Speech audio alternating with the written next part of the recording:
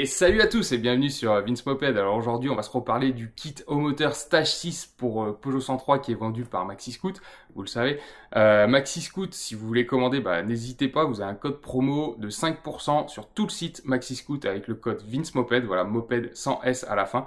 Je vous le mets aussi en description le petit code promo qui va bien, donc surtout n'hésitez pas. Donc ce kit au moteur, vous m'avez vu le monter, j'ai eu quelques galères avec ce kit, donc ça j'ai fait remonter directement à Stage 6 et Maxi Scoot pour qu'ils apportent les correctifs. Normalement sur la V2 ce sera rectifié. Je sais que Stage 6 bosse beaucoup et a à cœur de faire un truc vraiment plug and play qui est pour tout le monde et qui marche directement. Donc voilà, j'ai pas de doute qu'ils apporteront un correctif aux petits soucis qu'il y a sur ce kit. Bref, aujourd'hui c'est le grand jour et je pense que vous attendez ça impatiemment. Donc aujourd'hui on va le démarrer dans un premier temps, donc là sans grande surprise, mais vous allez voir comment il tourne un petit peu au ralenti. Et puis après on va aller rouler un petit peu.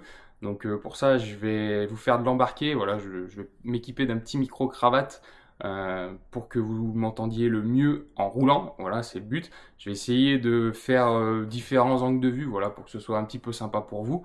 Moi c'est un moteur que j'ai déjà roulé, que je rôde actuellement. Je rappelle que le jeu piston-cylindre était assez serré, donc aujourd'hui il n'y aura pas de folie dans la vidéo, parce que voilà, j'ai pas envie de le serrer comme j'ai pu serrer mon Airsal T6 récemment. C'était un jour de canicule, voilà, je pense que j'aurais peut-être pas dû pousser les tests comme ça, mais bon, comme vous le savez, je voulais taper les 3 chiffres et j'avais à cœur de vous montrer ça. Bref, je le prends pour moi. Aujourd'hui, il fait un petit peu plus frais, comme vous l'avez vu, j'ai mis le petit pull. Il va pas faire très chaud en roulant, mais bon, pour la mécanique, c'est un petit peu mieux et le moteur va moins chauffer. Donc voilà. Donc sans plus tarder, on passe sur la machine. Je vais vous montrer 2-3 bricoles et puis après, on passera au démarrage, puis au test routier. Allez, c'est parti. Allez, puis avant de passer au premier démarrage, je voulais vous présenter quand même ceci. Voilà, vous avez été plusieurs à me conseiller de contacter Soles Gump. Donc c'est ce que j'ai fait. Et voilà, il a fabriqué et m'a envoyé ce magnifique filtre à air. Voilà, avec ça, ça va m'éviter d'aspirer tous les petits cailloux, les petits trucs qui peuvent être projetés de la roue vers le carburateur. Alors, je saurais jamais si c'est à cause de ça que j'ai serré. Mais bon, au moins avec ça, je m'en prémunis et je suis sûr que j'avalerai plus de cochonneries à l'aspiration de mon carbu. Alors pour vous montrer, hop, ça c'est un autre carbu Poligny CP que j'ai dans mon stock. Donc voilà, ici, vous montez comme ça et ensuite vous serrez ici la vis et ça ne bouge plus. Et vous voyez, ça fait très propre et je pense que ça passe dans mon bras oscillant. L'encombrement est assez réduit. Donc voilà, une pièce vraiment de bonne facture pour vous donner un ordre d'idée. Ça c'est quelque chose qui vend 23 €, livré 29. Donc voilà, franchement rien à dire pour la qualité du boulot. Et il existe aussi complètement plat. Ouais, ici vous voyez qu'il est bombé. Il existe une version plate, mais forcément la version plate permet d'admettre moins d'air, donc voilà, moi ça m'intéressait pas trop. Et ici l'encombrement, je vous l'ai dit, normalement ça devrait passer au niveau du bras oscillant. Allez voilà, du coup on se retrouve sur la machine. Donc comme je viens de vous le présenter, hop, j'ai mis du coup le petit filtre à air, j'espère que vous verrez bien. Donc franchement c'est du beau matos que nous propose Solex Gump. Donc si ça vous intéresse, n'hésitez pas à le contacter sur Facebook. Il est présent également sur Instagram. Ouais, le petit filtre à air qui donne bien, qui passe. Tout passe juste, mais ça passe. Ça donne un petit look racing aussi qui, moi, me plaît. Même si avec les caches, on verra plus grand chose après. Mais voilà, ça permet de filtrer et être sûr qu'on n'avale pas une caillasse. J'avais mis un espèce de petit déflecteur aussi pour éviter d'avaler un petit peu tout ce qui passe sur la route, mais voilà, on est bien. Et puis ce que je voulais dire aussi, et remercier encore une fois Ludo de la chaîne Moped 84, voilà, qui m'a conseillé en fait de changer les maslottes de mon variateur. Donc là, c'est lui il m'avait conseillé les mâles aussi, donc il m'avait proposé gentiment de m'envoyer les siennes pour que j'essaye, parce que c'est des maslottes qui sont assez chères, on va dire. Voir si j'avais un gain, et puis après je les aurais peut-être achetés de mon côté, mais en fait je me suis rendu compte que sur mon Bidalo Junior qui est rincé, que vous avez déjà vu, j'avais ces maslottes.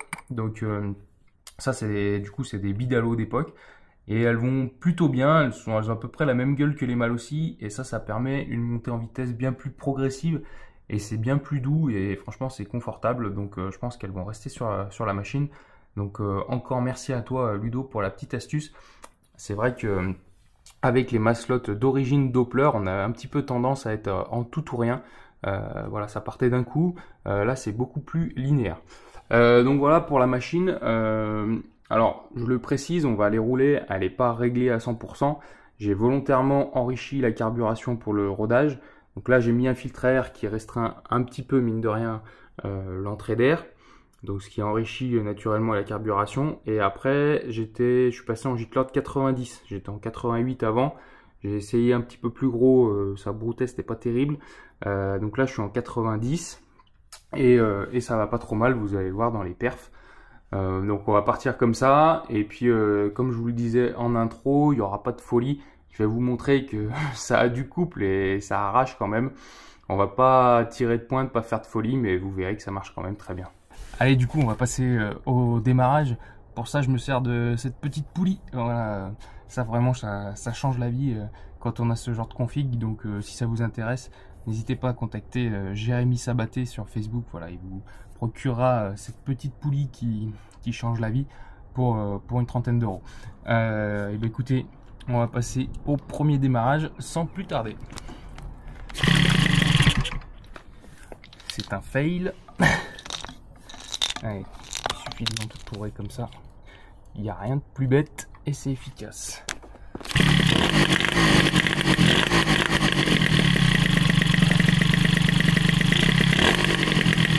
Et voilà. Donc là, je vais la laisser chauffer au ralenti comme ça. Je vous rappelle qu'on est encore en rodage, donc pas de folie. Et la laisse bien chauffer, je m'équipe en attendant et puis après on va partir rouler et vous montrer ce que ça donne en embarqué. Allez, du coup, on est ici en embarqué. Donc comme je vous le disais, je fais pas de folie. Le moteur est en rodage, donc ça sert à rien de regarder le compteur. De toute façon, je suis sur route fermée ici. Donc voilà, je me balade. C'est juste pour vous montrer le couple de la machine. Voilà, si je mets un grand coup d'accélérateur, vous allez voir ce que ça donne. C'est assez intéressant.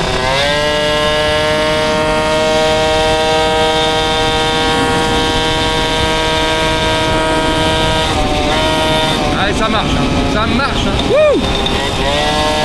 Il y a un couple, c'est impressionnant le couple de la machine. Le compteur, on s'en fout, on n'est pas là pour faire de la stat. Mais le couple est vraiment impressionnant. J'espère que vous m'entendez bien dans la vidéo. J'ai essayé de placer mon micro un peu comme je pouvais. Et c'est vraiment intéressant.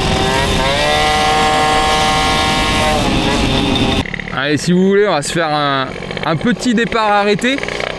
Donc là, pas d'application speed chips, hein, on s'en fout des stats, mais c'est pour vous montrer. Alors les réglages sont pas forcément optimum en bas.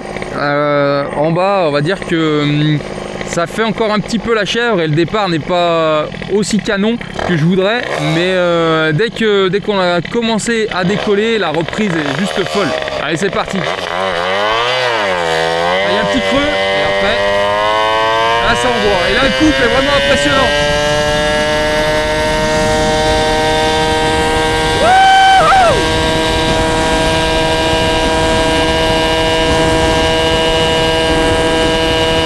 Et on atteint des vitesses sans forcer.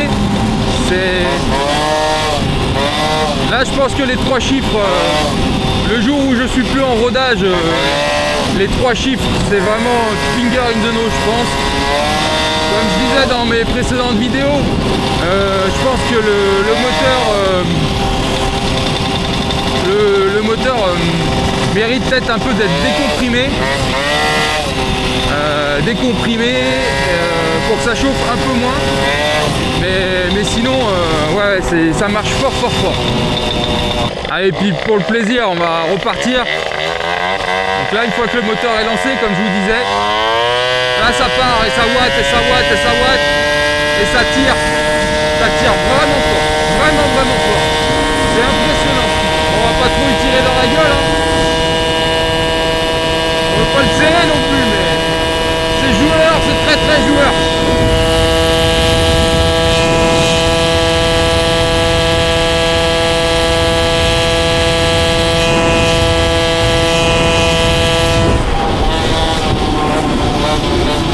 Allez, on va arrêter les conneries.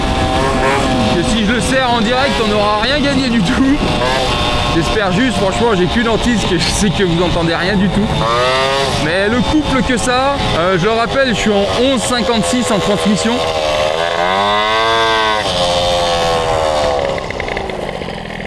Mais ouais, c'est hyper joueur et ouais, franchement, un très très bon kit. Allez, retour au bercail. Allez, juste pour le plaisir. Et là, ça traque, ça traque.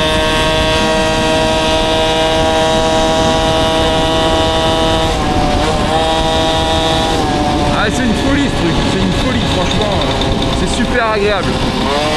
Pour les balades, je pense que c'est jouissif.